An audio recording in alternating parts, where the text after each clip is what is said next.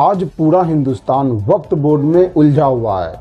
कोई कहता है वक्फ बोर्ड बंद करो, तो कोई कहता है वक्फ बोर्ड खत्म करो, कोई कहता है वक्फ बोर्ड कानून हटाओ, तो कोई कहता है वक्फ बोर्ड कानून फिर से लाओ, कोई कहता है हम इसे चलने नहीं देंगे, तो कोई कहता है तुम्हारे बाप की जागीर है जो इसे चलने नहीं दोगे। सबसे पहले हम ये जानेंगे कि वक्फ ये जो चीज है आखिर है क्या। जब किसी भी संपत्ति को कोई भी व्यक्ति इस्लाम के लिए या फिर अल्लाह के लिए दान करता है तो इसे ही वक्फ करना या वक्फ कहलाता है, और वो संपत्ति हमेशा के लिए वक्फ की हो जाती है, यानी अल्लाह की हो जाती है और इसे दोबारा नहीं लौटाया जा सकता है। जानकारी के लिए मैं आपको ये बता दूं कि अंग्रेजों ने वक्फ बोर्ड कानून को खारिज कर दिया था, उसे माना ही नहीं था और उसकी मान्यता भी नहीं दी थी। लेकिन जब से भारत आज़ाद हुआ और कांग्रेस की सरकार बनी, तब से ही भारत में तुष्टीकरण की राजनीति शुरू हो गई और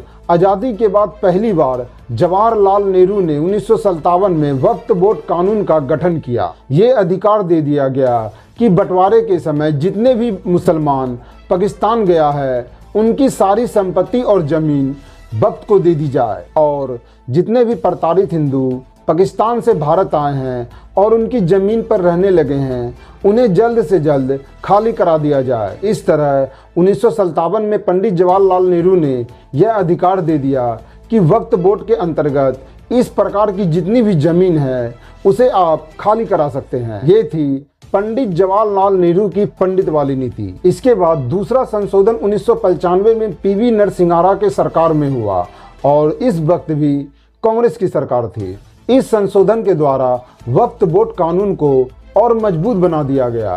तीसरा संशोधन भी कांग्रेस के सरकार में ही हुआ जब देश में मनमोहन सिंह प्रधानमंत्री थे। ये वक्त था 2013 का।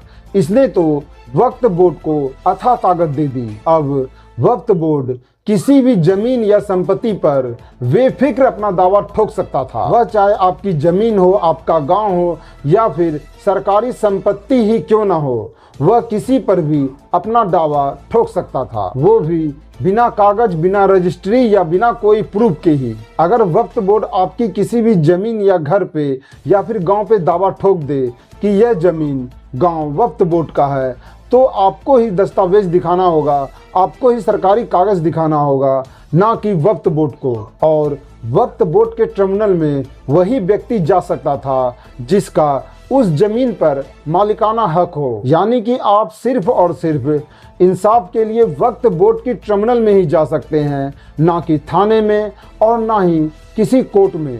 उस ट्रिब्यूनल भी वक्फ का, वकील भी वक्फ का, जज भी वक्फ का और फैसला भी वक्फ का ही होता था। अब हम आपसे बात करेंगे वक्फ बिल 2025 का, जिसे मोदी संशोधन वक्फ भी कहा जाता है। इस बिल को लोकसभा में 2 अप्रैल 2025 को पेश किया गया और इसके पक्ष में 288 वोट मिले और इसके विपक्ष में 232 वोट मिले, और इस तरह वक्फ बिल लोकसभा में पास हो गया और राज्यसभा में 3 अप्रैल 2025 को इसे पेश किया गया। राज्यसभा में इसके पक्ष में 128 वोट मिले और इसके विपक्ष में मात्र 195 वोट मिले। इस प्रकार राज्यसभा में भी वक्फ बिल पास हो गया और अब आई बारी वक्त की, जब राष्ट्रपति इसे स्वीकृति देता। तो 5 अप्रैल 2025 को राष्ट्रपति द्रौपदी मुर्मू ने इस पर हस्ताक्षर कर दिए।